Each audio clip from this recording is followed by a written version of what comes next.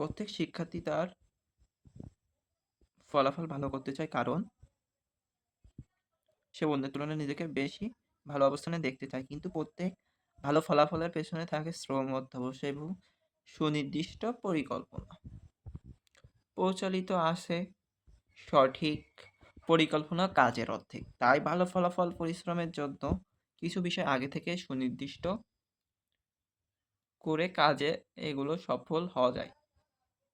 কিছু পদক্ষেপ ধাপে ধাপে এগুলো ভালো করা সম্ভব হয়, যেমন সমস্ত সিলেবাস আলাদা আলাদাভাবে বেছে নেওয়া, কোন বিষয়টি কতটি প্রশ্ন কোথা থেকে আসবে তা জেনে নেওয়া, সিলেবাস বিষয়টি প্রথমত পড়া, দ্বিতীয়বার গুরুত্ব লাইন নিচে দাগ দিয়ে পড়া মানে দাগানোভাবে পড়া, বিষয়টি পড়া এবং তার বিষয় সম্পর্কে কি, কাকে বলে, কোথায় অবস্থান, কিভাবে থাকে, সারসংক্ষেপ, বিশ্লেষণ এবং ব্যাখ্যার মাধ্যমে মনে রাখা।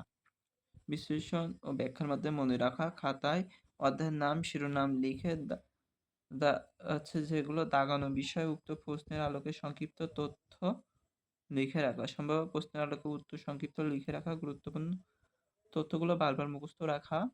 সৃজনশীল প্রশ্ন লেখার ক্ষেত্রে বইয়ের বাইরে পত্রিকা পড়া, গল্প পড়া, বিতর্ক চর্চা করা, উপস্থিত বক্তৃতা ইত্যাদি করলে ভালো হয়। উপযুক্ত বিষয়গুলো চর্চার মাধ্যমে মনে রাখলে ভালো ফলাফল